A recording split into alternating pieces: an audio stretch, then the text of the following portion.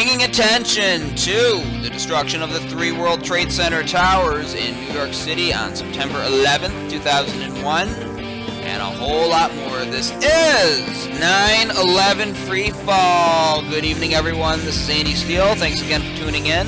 Tonight, my guest is Stacey. He's a Hollywood film producer, among other things, and in this interview, he talks about his newest film, which looks into the death of Phillip Marshall. It's a dramatic, fictionalized historical piece about that tragic event. Of course, if you're not aware, Phillip Marshall was a 9/11 researcher who allegedly murdered his 2 children and the family dog before taking his own life. There's been questions about that raised by such people as investigative journalist Wayne Madsen. A lot of the research for the movie is based off of that, I guess. So we'll be talking about that and delving into that.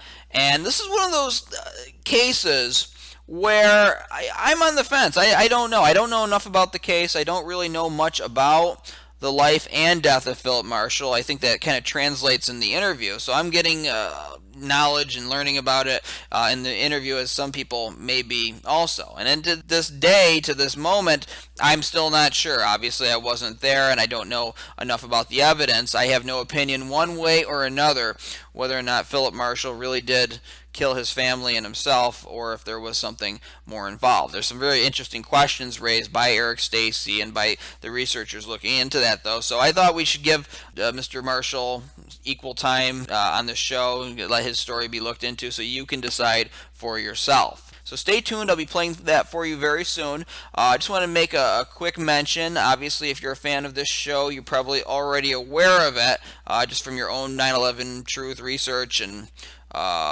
keeping on top of the news, but Michael Ruppert is dead. Michael Ruppert is a former narcotics officer with the Los Angeles police, and he's been out there for years talking about 9/11 and doing his own research, and he's been a very loud voice. Well, unfortunately, on April 13th, he took his own life, and I know there's questions being raised about that too right now. So far, I haven't heard or seen anything to suggest that there's anything more to the story than what we've heard. Doesn't mean that there isn't. It just means that I personally don't know enough about it to challenge it. So it's a very sad thing, regardless of whatever the truth is. But if somebody takes their own life, it's a big decision to make. I hope that I never have to even come close to making that kind of a decision. I want to be around. I want to live for as long as I can, no matter what happens in this world, because I want to see how it ends. I want to see how far I can get and what happens with this world and how it progresses or regresses or whatever the case may be. I want to see what happens. Life is like a continuing serial drama for me, and so I want to know how it turns out. I want to see the next big exciting thing. I want to see how far man can take us, and that should be the attitude that everybody has. Anytime at your darkest moments out there, please don't let your mind go to that place, because regardless of what you've done, who you are, there's always hope if you want to find it, and you can always make something of your life. No matter how low you think you are, you can always come back up. So Michael Ruppert, again, he's got an illustrious history. He's the guy who embarrassed the former CIA director. The name escapes me at the moment. John Deutsch, I believe it is, Deutch. But he embarrassed him at a town hall meeting in Los Angeles in 1996, claiming he had specific evidence that implicated the CIA in drug trafficking operations in Los Angeles. And Deutsch kind of squirmed under the spotlight there. And when Michael Ruppert approached him and confronted him there at the microphone, everybody cheered. Everybody in the room got excited. It's really quite a video to watch. So go on YouTube and just type in Michael Ruppert, John Deutsch. That should probably bring it up on YouTube for you. So again, very sad loss for not just the 9/11 Truth movement, but for the world as well. Okay, before I play tonight's interview, I just want to quickly bring attention to this article. It's up at ae911truth.org. It's titled How It Was Done, 9/11 and the Science of Building Demolition. And I guess originally this is linked at the Daily Paul. There's an intro on it put up, though, by AE911 Truth, put their own intro at the beginning of the article. So I'm going to read that to you. It says, to believe the official conspiracy theory regarding the destruction of the 3 World Trade Center high-rise buildings requires an Olympian leap of faith. It asks us to accept impossible coincidences, to assume the laws of physics don't always apply, and to ignore common sense. Being one of 9/11's least likely hypotheses, it requires that we emotionally moor ourselves to its tenets because an intellectual examination or inquiry would quickly reveal dots that don't connect. Fortunately, a much more cogent theory exists. It suggests that controlled demolition, not fire, was the cause of the collapse of World Trade Center Buildings 1, 2, and 7. But this theory, although supported by overwhelming scientific forensic evidence, eyewitness testimony, and visual documentation, is nevertheless rejected by official conspiracy theorists. On the grounds that it presumes impossibly high logistical hurdles for the perpetrators, the official conspiracy theorists argue that a plan of such magnitude would have been impossible to carry out. How was security breached? How were necessary cables and other equipment moved into the buildings unseen? And how did a demolition team gain access to the structural members? To investigators and degreed professionals who have studied the evidence, these questions are elementary. What follows is a simple yet compelling visual and scientific narrative which explains how the controlled destruction of the World Trade Center Towers 1, 2, and 7 was accomplished. And then it links to the article, which has got a lot of great information to it. But when I'm reading this and listening to myself say the words, my mind goes back to that quote from Sherlock Holmes saying that when you've eliminated the impossible, then what remains, no matter how improbable, is the answer. Now, I've kind of rearranged the words there myself, but essentially that's the gist of it. So in this case, such questions on how do they do this, how do they get past security, how do they get the cables into the building, well, that's what a real investigation would get down to the bottom of. Because once you've proven the controlled demolition, which is what has happened due to the physics of the building destructions, then you're faced with a path that you need to look towards and find out how these things did happen, because indeed they must have. Because the official explanation doesn't make any sense, as the article states. So you can go to ae911truth.org and check that out. It's right there at the top of the page. Now, before I play my interview with Eric Stacey, we're going to do what we do every week. We're going to take 10 seconds of silence to remember the victims of 9/11 and their families and all of the people who died in the wars that followed 9/11. We're going to do that starting now.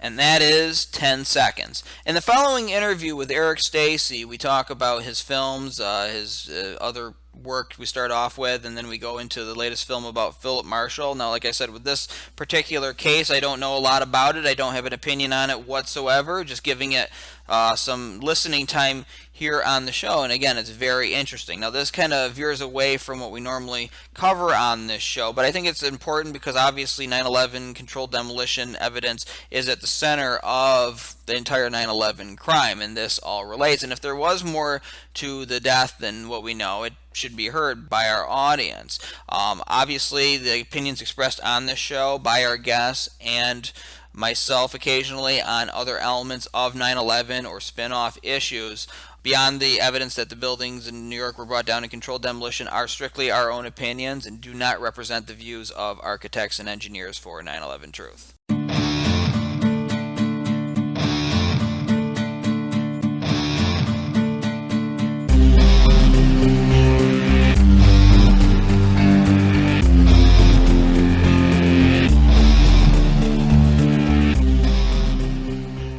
Eric Stacey is a screenwriter, producer, director, cinematographer, and editor. He grew up in Hollywood, California, and over a career spanning 30 years, Eric worked in film and television as an actor, production assistant, writer, assistant director, and editor on features, series, and industrials.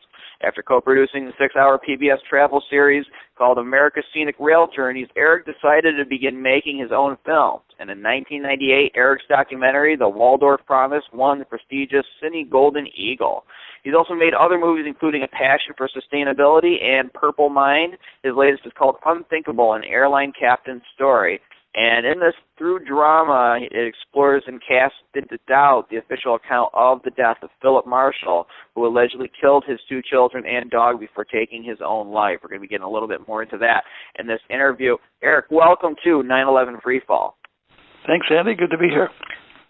Now, I just gave a brief synopsis of your work and life. Tell our audience a little bit more about yourself and the work you produced and what it's about. Well, I guess I have a pretty healthy social conscience, so I'm drawn to a number of different types of subject matter. From, the Waldorf Promise was about using Waldorf methods in public education. I did a short one-off on clean air after that. Then a horror film that kind of explored the ridiculous nature of reality TV. Very dark comedy horror film. Following that was The Passion for Sustainability, which was particularly suited for production in Portland, Oregon, back in 2008, because Portland is a real hotbed of environmental consciousness. Not that Southern California wasn't, but here it was a little more accessible, and we did quite well. That was on PBS. It ran in over 100 markets, and I think is still of interest today. And most recently is Unthinkable, an airline captain's story, which, as you in your introduction mentioned, is about the 9/11 truth writer, Captain Phillip Marshall. Although in the film we call him Marshall Phillips, which is not a very long step from the reality, but for certain reasons, which I'm sure you're familiar with, your audience may be familiar with, because it was a dramatic film, we didn't want to have the real people coming after us with torches and pitchforks. So a few little changes here and there were in order, although for the most part the film follows very closely the events of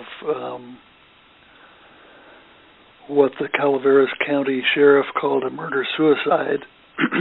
But when our investigative journalist Wayne Madsen went to explore the truth of the matter, he found that it was far removed from a murder-suicide, much closer to actually an assisted suicide, or if you will, an assassination. And we're going to get into that. And it's funny. I know about the case. I know just generally and superficially about it. Unfortunately, just because I focus so much on having to get the show out every week and the other things I do with AE 9/11 Truth, many of the details and the nitty-gritty of the investigation is still a mystery to me. So you're going to be illuminating me on that as much as our audience, if they haven't heard of it. Maybe some audience members that have closely followed it, and they might know more than me. I just want to know about yourself, because you said that you made all these films, these socially conscious films. I'm very interested in seeing them. I haven't seen them yet. I'm particularly interested in the horror movie about the reality TV series. It sounds very interesting. I want to know, because everybody has a story on how they woke up to 9/11 and the evidence.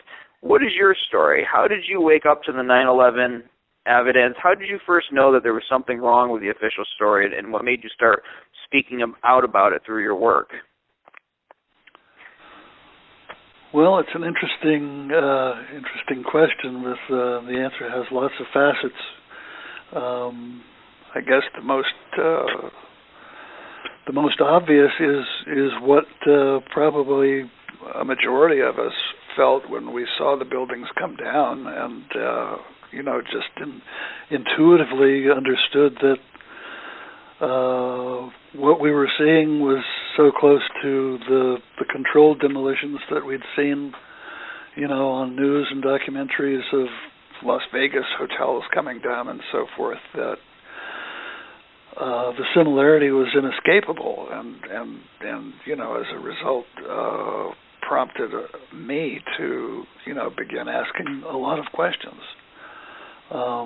In addition to that, I had around that same time met a fellow named Michael Rupert, who recently passed away, according to the official story, by his own hand, but there are those that want to investigate that more. Anyway, Michael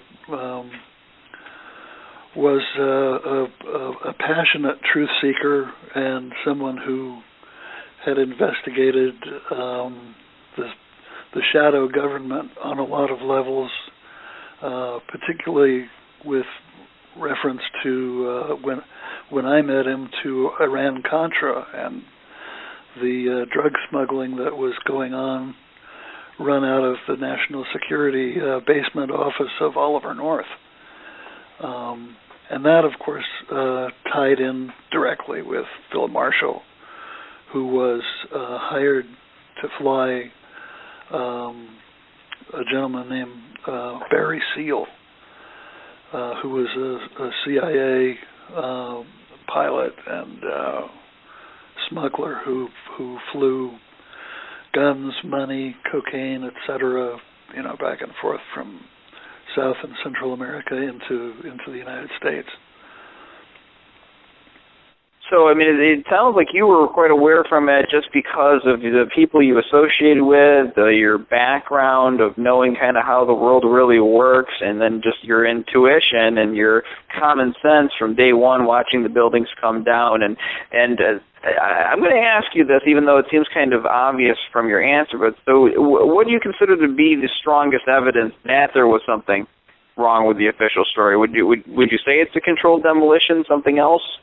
Well, for folks who haven't looked into it, for people who aren't necessarily familiar with Experts Speak Out from Richard Gage, I would say that just the sheer volume of documentation from the firemen who heard the explosions as the buildings were demolished on 9/11, to films like Loose Change, and then of course I've been active with architects and engineers for a number of years. And that was actually one of the reasons I decided to do this film, Unthinkable, was because as a filmmaker, as somebody who's been involved with motion pictures and television, I'm familiar with how to connect with audiences. And what I was seeing as in Portland, we have people who stand on the corner with, not sandwich boards, but pieces of cardboard, and asking people who are driving by what they think the true story is, and inviting them to libraries and various venues to see experts speak out. And sometimes it's really successful when we put ads in the paper and so forth, which is very expensive. And other times, we'll have an audience of 2 or 3 or 4. And seeing that kind of response to me about something so important, it just, was compelling that I at least try to make a film that would have the power to perhaps attract people who otherwise wouldn't look into, 9/11 as readily, because what we have with Unthinkable is a story that, it's a murder mystery, basically, and the film presents its evidence, its case, and asks the audience to make up their own mind. Right, and that is why we have so many artists here coming on the show, novelists, movie makers. I had Art Olivier on to talk about Operation Terror, because the reality is that some people may not be woken up by just a simple documentary or a person on a stage giving a lecture. That might not appeal to them. But some people, as I said many times on the show, need mood music. They need a Hollywood script, something that plays it out dramatically. That's just what draws a lot of people in, and it makes it somewhat entertaining, but it also brings these serious issues to light, just like JFK back in the 1990s. I remember I want to say 10 to 12 years old when that came out. You couldn't have gotten me to sit down and watch a JFK movie, but I did sit down for the full 3 or so hours and watch that movie because it was exciting. It was laid out in dramatic form.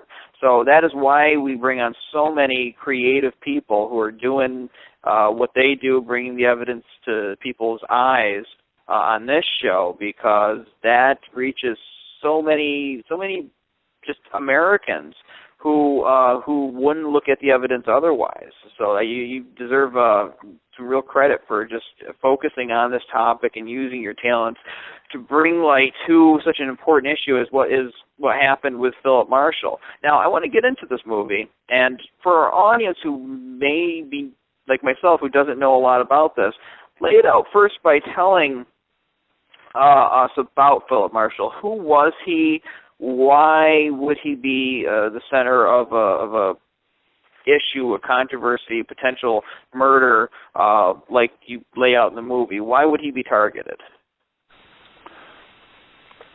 Well, Phil Marshall, like I think I mentioned a little bit earlier, he started. His father was a crop duster, and he grew up, with an interest and a passion for aviation. For a while, he was a flight instructor teaching private students how to fly, and he was quite good. He early on was approached by I think it was a fellow who owned a I don't know if it was a C-130, but it was a larger sort of cargo aircraft who he began to fly for, and over a period of time, perhaps a year. This is all laid out in Phil's first book called Lakefront Airport, where he describes coming to the attention of a CIA contractor who hired him to fly Barry Seal, and he was a remarkably skilled pilot. I think he had a mind like a steel trap. He could learn all the procedures and controls and so forth very quickly. And later on, after he had entered the world of flying heavy jets, first for Eastern Airlines and then for United Airlines, he was rated on the 727, 37, 757, and 767, which is, from what I understand, fairly rare that a pilot has all those ratings. So over a commercial flying career of 20 years, he had amassed 15,000 hours in the left seat of heavy jets. And one of the things that I found interesting about him, as a professional pilot, was the anger that he felt over during you recall in the weeks preceding 9/11, United Airlines and American Airlines were both shorted heavily by unnamed investors who, if they had collected on their option trades, would have profited, enormously. Right. Interestingly, I think the folks who made those trades never came forward for fear of being nailed to the cross for having advanced knowledge of the attacks. But one of the results of those trades was that United Airlines stock plummeted right after becoming almost worthless. And for United Airlines, which is an employee-owned stock corporation at the time, the results were devastating. So Marshall took his knowledge of shadow government, covert, black ops, sort of ability to manipulate things like the air defense system, the radar system that tracks traffic in and out of the country. He knew that if you made a phone call to the right person with the right code word, you could get the tracking apparatus to ignore or block out your flight so that no one's the wiser. And he had made so many flights in and out, middle of the night into little small airports all over the southeast without arousing any suspicion. He knew that that the local police were all alerted to stay away. So he had a pretty deep understanding from the beginning about how the system that we all trust can be manipulated, by people who are in power. And his experience showed that the person he had worked for, whose name was John Caffey, I think, was actually Colonel Oliver North, who was in the White House basement taking orders from George Herbert Walker Bush. So he decided at the point of 2003, when he was basically retired from United for having a bad knee, that there was nothing more worthwhile for him than to write books and sort of demonstrate to the public, how these behind-the-scenes things could be manipulated or the players could manipulate reality to allow something like the 9/11 attacks. Now let's get into the morning of, or the date of February the 2nd, 2013, and obviously your movie covers this. I haven't seen your movie yet, but this is what it's about. This was the day that the crime happened. However, whatever happened that day, this is the day that it happened. What is the official story? What was Wayne Madsen's investigation? What kind of details did that uncover, and how is this portrayed in the movie? Well, Phil Marshall was at his home in Murphys, California. His two teenage children were staying with him at the time because his wife was out of the country. Excuse me. his wife was out of the country. Marshall had sent her to Istanbul, Turkey, where she was in the process of setting up an import company for soaps and perfumes, and she had an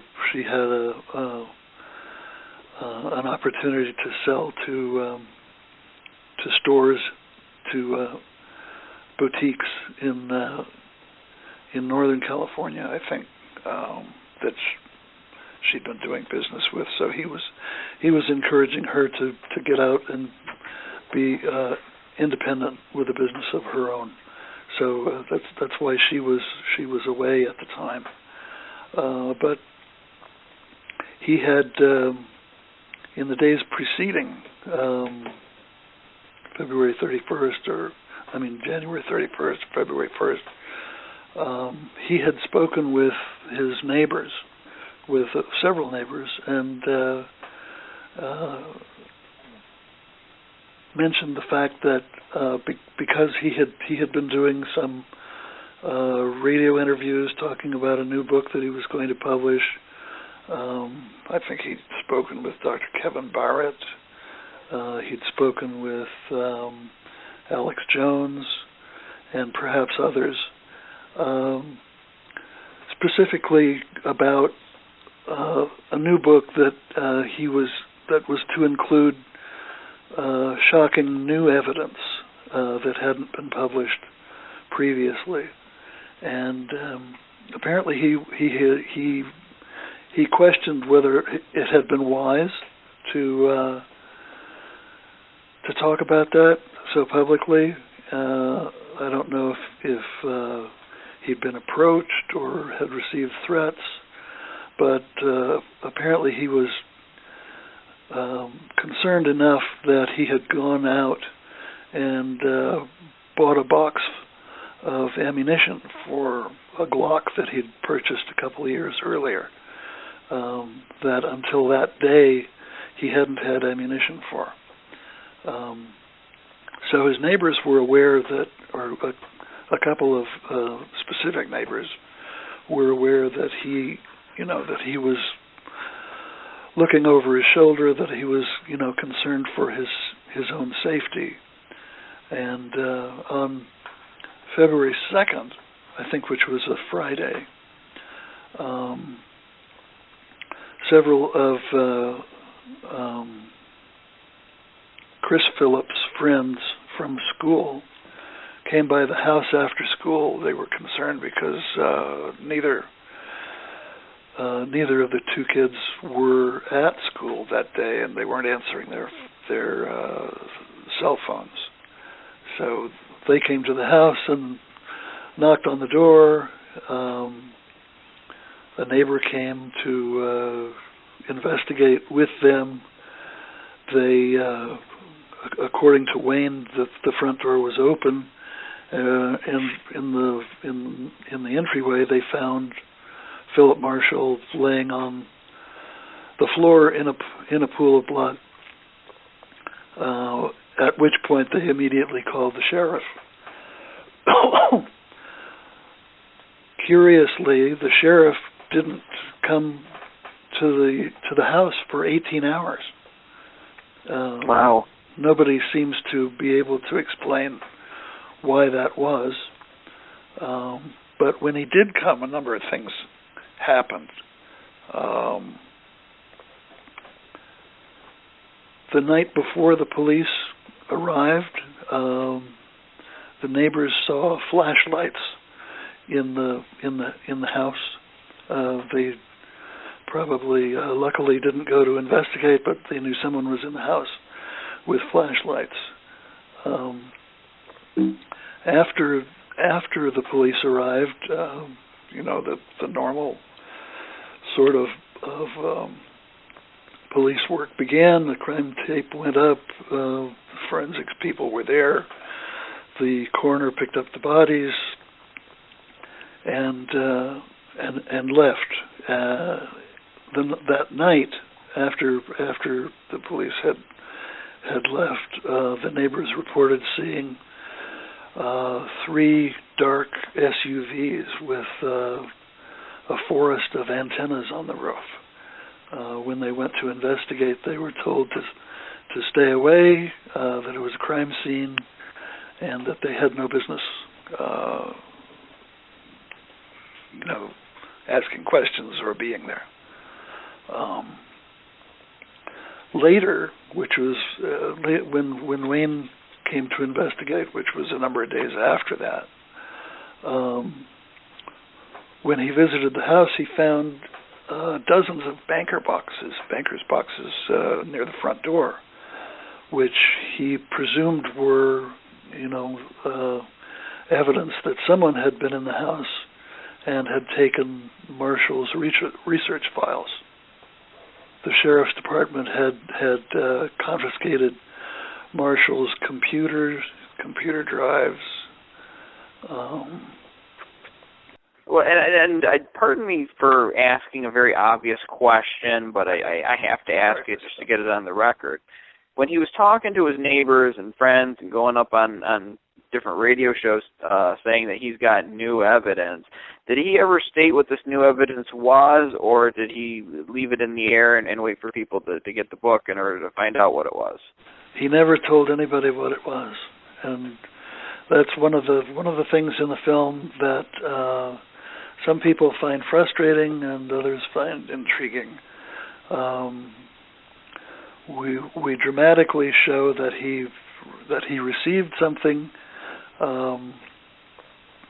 in a special delivery envelope, which 2 agents come.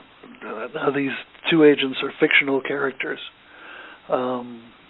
which is it's a device to dramatize the background, I guess, for why he might have been killed. We don't say that this is why is indeed why he was killed, but it's why he might have been killed. And the agents throughout the film, continue to be interested in first in the Wayne Madsen character, and then in another character that is one of the kids who discovered the body. Now, I don't know if I want to give away everything, but anyway, he turns out to be the person who had been in the house earlier, who took the photograph or the envelope that the agents were looking for, and we never see what it was. It's like Alfred Hitchcock used to call that the MacGuffin. It was always the thing that people were after that supplied the thrust in a movie for the drama to go from point A to point C through the storyline. So we do take some poetic license in order to heighten the drama of the film, but it's all based on the reality, which is that he did promise to be delivering something startling in his coming book.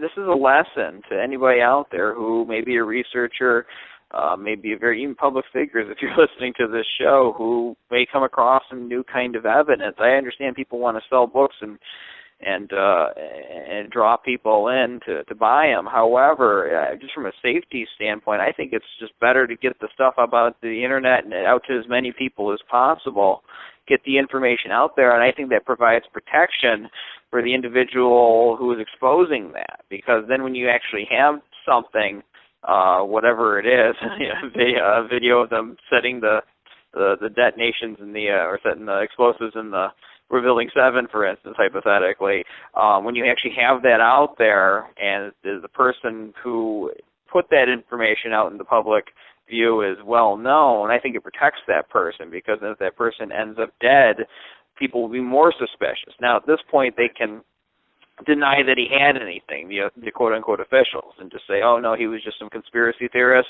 and he didn't really have anything, and it was really a murder-suicide. And just to play devil's advocate, gave equal time to the official story, what evidence does the officials, the investigators who put the official stamp on this, what do they have to cite to claim that it was a murder-suicide? Well, that's one of the more interesting aspects to the story and to the film, because in a nutshell, the police sergeant who investigated the case was very quick to conclude that it was a murder-suicide, and he wrote several pages in the local paper explaining why Marshall had killed his 2 kids, and don't forget the family dog, with a single bullet to each of their heads.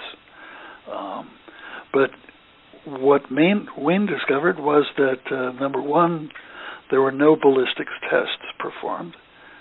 There were no tests for powder burns performed on Marshall. There was nothing other than the fact that Marshall's fingerprints were found on his own gun, which was apparently, conclusive evidence that he'd killed himself. They did a basic blood alcohol and test for drugs that showed he and his 2 kids had consumed a couple glasses of wine the night before they were killed.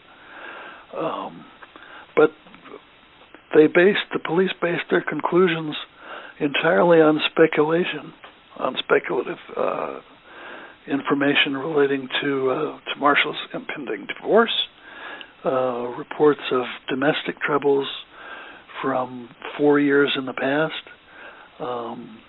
that he was using painkillers on a regular basis, and this all added up in the paper to suggest that he was a psychotic, someone mentally ill who had gotten his hands on a gun. So there was no hard evidence. It was all speculation. Well, and I mean, this is a very interesting case, and again, I'm learning about it as we go. I find it very interesting the sheriff's office the sheriff's department didn't arrive for 18 hours after kids are reporting they found a body lying in a pool in its own blood, or a pool of its own blood. I think that the sheriff's department, I don't know if they've ever, if you said that they had an explanation for that, but 18 hours afterward, I find that very odd, to say the least. How can people see your movie? What's the website, and is it going out into theaters, or is it going direct to DVD? How can we watch this? Before I tell you that, I got to tell you 2 more things that relate to Sure. Why people should not expect to find the truth from the official story. Number one,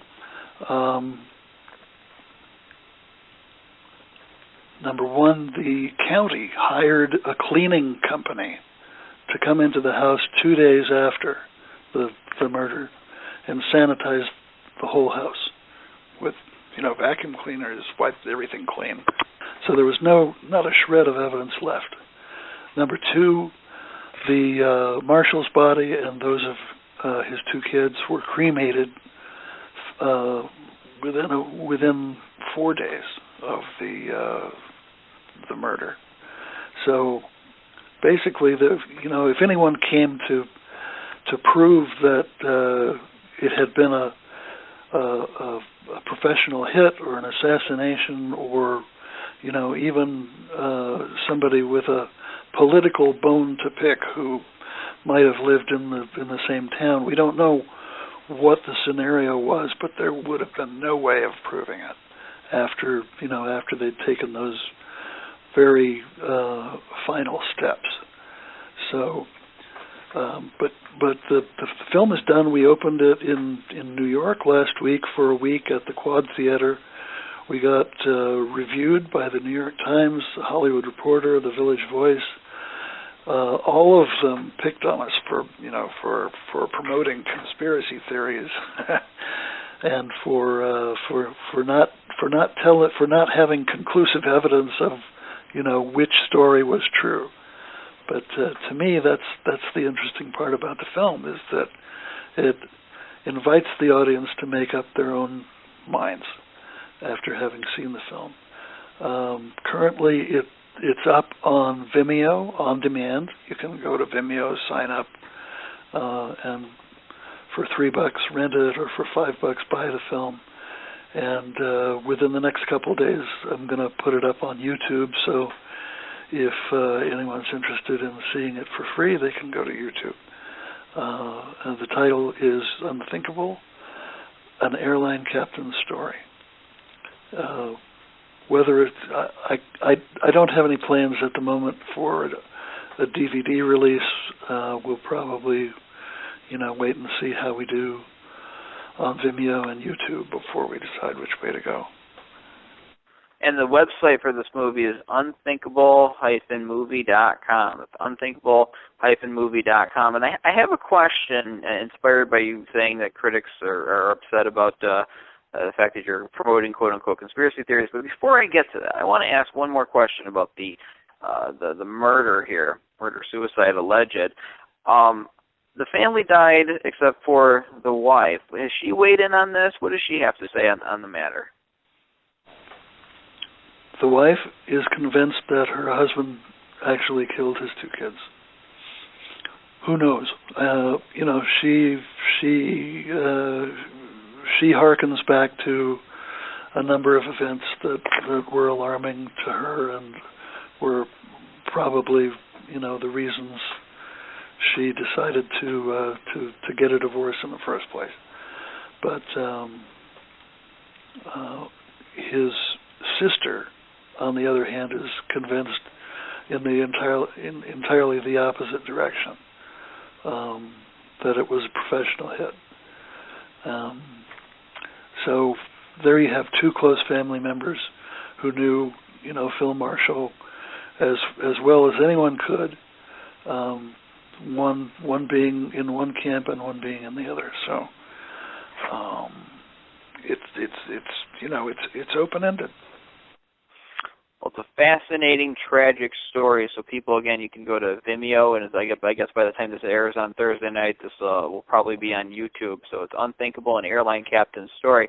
Now, getting back to what I wanted to ask you when you said that the critics were upset that you're promoting conspiracy theories, it seems to be the media's job to use mass peer pressure against anybody that offers an alternative view of certain historical events or questions the official story of just about anything. And I've said it so many times before that we're getting to a point in this country where smelling gas and wanting to call the gas company to see if there's a gas leak is going to be considered a conspiracy theory.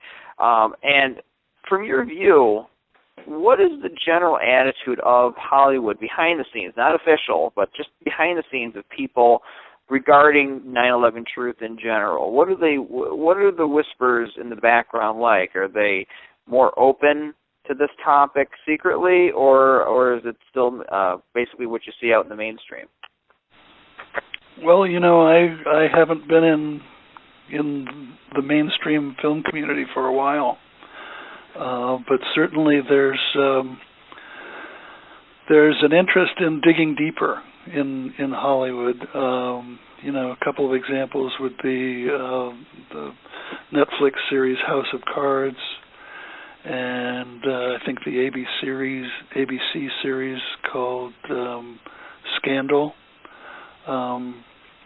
They're both doing stories that are not far, I think, from the types of conspiracy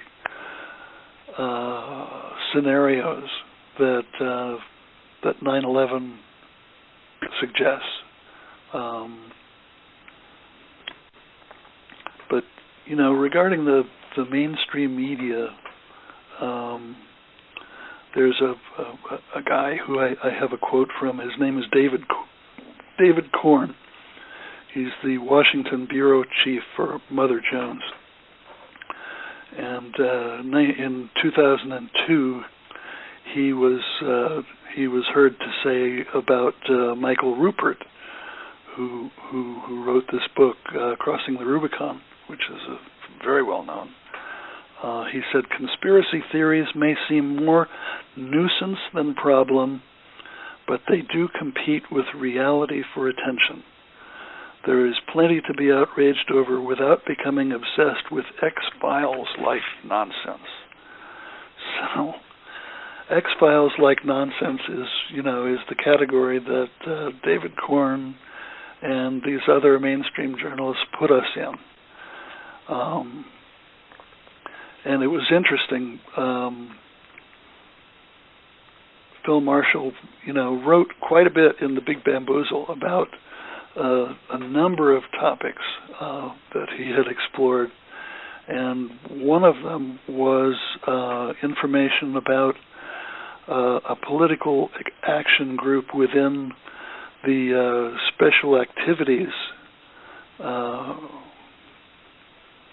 office of the CIA, which conducts deniable psychological operations known as black propaganda, which includes leaflets, newspapers, magazines, books, radio, and television, all of which are geared to convey the U.S. message appropriate to the region. In the U.S., he says the most obvious propaganda tool is the news corporation's Fox News and its perpetual circle of disinformation. So Phil Marshall wasn't afraid to go out on a limb and say things that not very many other people were saying. So if there was a motive for him being killed by a black ops team, look no further than what he has to say in The Big Bamboozle. Now, what advice would you give to up-and-coming would-be film writers, film directors, producers, people who want to break into the business and want to essentially not sell their soul, who want to do the kind of work that you do, have a social conscience, but are also, have the dreams of big blockbusters and want to get their foot in the door? I mean, what advice would you give to them if they were standing before you asking how to proceed, what to do, and basically to get their own message out? Wow, that's a big question.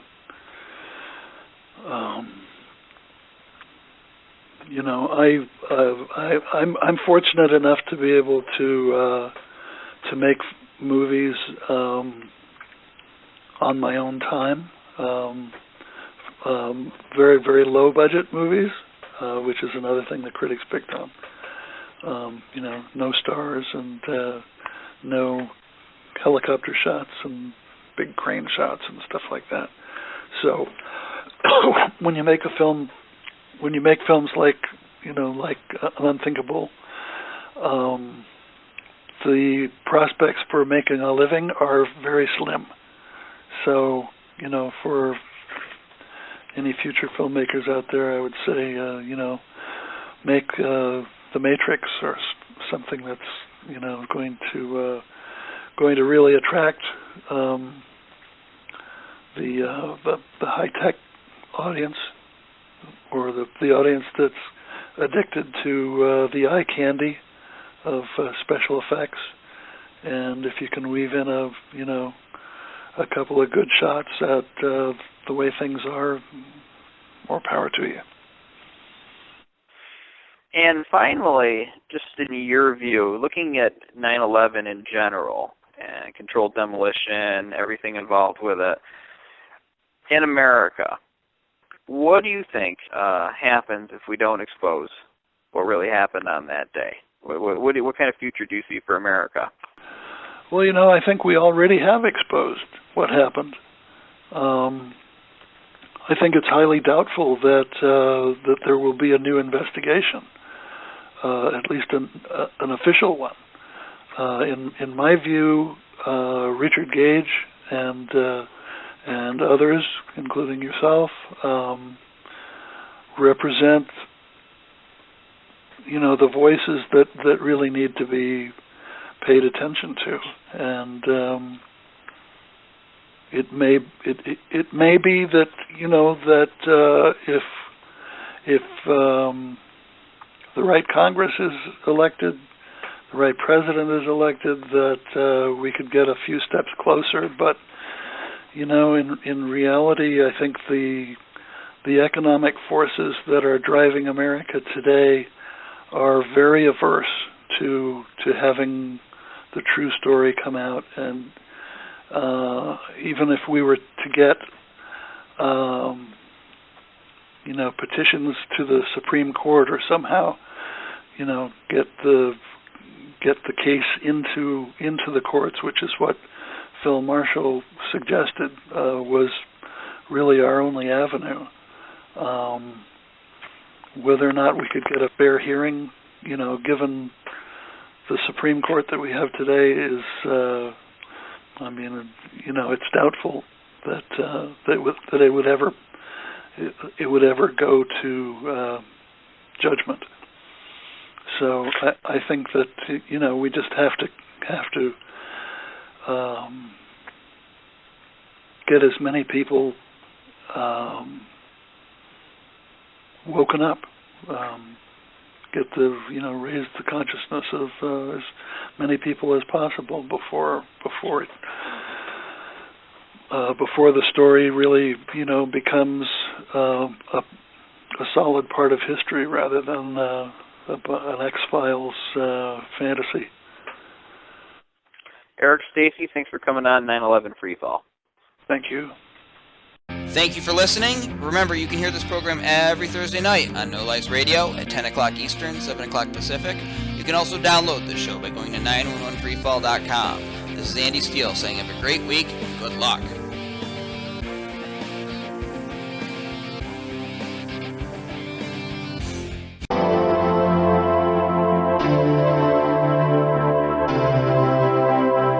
How about the 9/11 Commission, which was tasked with giving us the fullest explanation?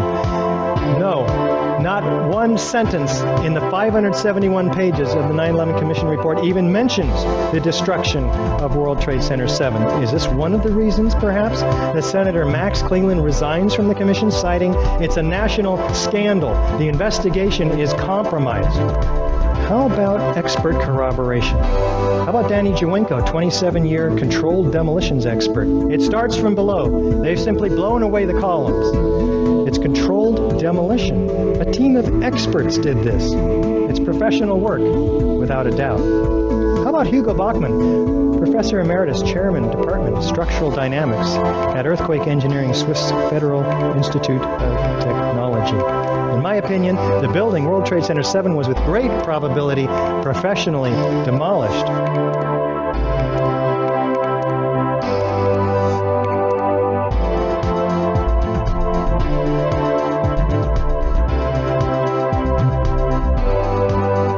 Here's a floor plan of Building 7. Now, to bring a building smoothly, symmetrically into its own footprint without falling over, what we have to do is remove the core columns, because what we want to do is bring the outside of the building in on itself. Now, this involves a high degree of precision that fire is not capable of, being an organic process.